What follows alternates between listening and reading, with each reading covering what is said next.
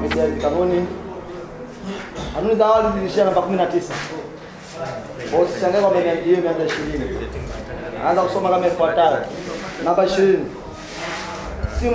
Timu zinatakiwa ziwe zimeshavaa jezi kabisa toka klabuni kwao.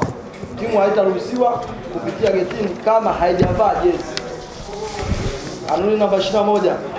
Kamati ya mashindano inatoa nafasi 30 tu wachezaji na viongozi kuingia uwanjani bure bila ya kulipa kiingilio. Kanuni namba 22. Hakutakuwa na extra time, muda yani wa nyongeza baada ya dakika 90 ni penalty zitapigwa.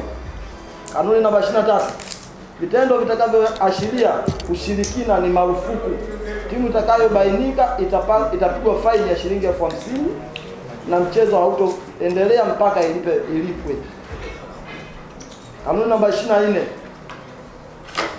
Timu ije na mpira unaofaa kuchezewa.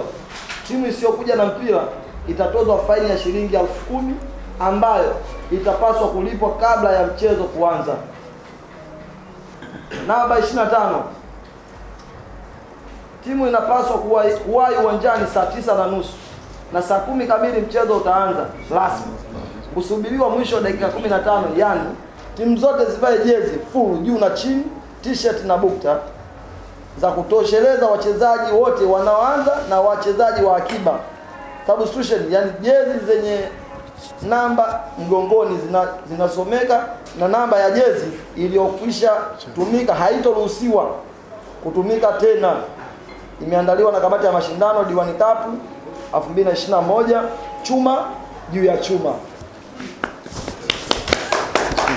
Kuna poti namba 1, poti namba 2, poti namba 3, poti namba 4. Umeeleweka eh? Poti namba 1 itakapotolewa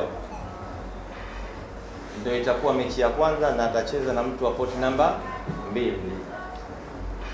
Poti namba 3 ikitolewa atacheza na mtu wa poti namba 4. Hiyo itakuwa mechi ya pili. Tukirudia itakuwa mechi ya 3, tukienda kule itakuwa mechi ya 4. Umenielewa? Sio kama sitaki kuanza swali kwa maelekezo kabla ya. Na mtu hajanielewa?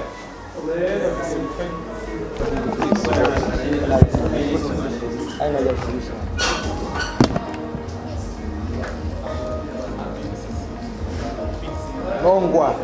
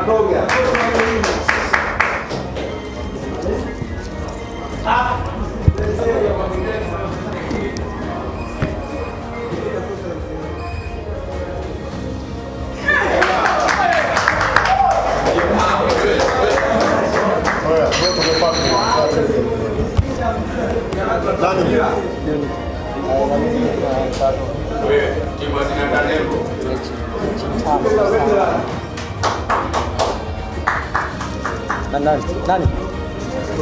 Kutoka veteran.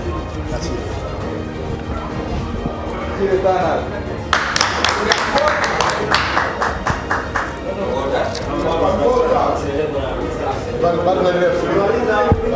Jamani sikizani basi tusiane. Kwa nini mtaja kwa kufanya hivyo? Tumetupa namba. Ina maana tuanze kwanza na kufanya kwanza. quarter final ya pili, ya tatu na ya nne. Kwa hiyo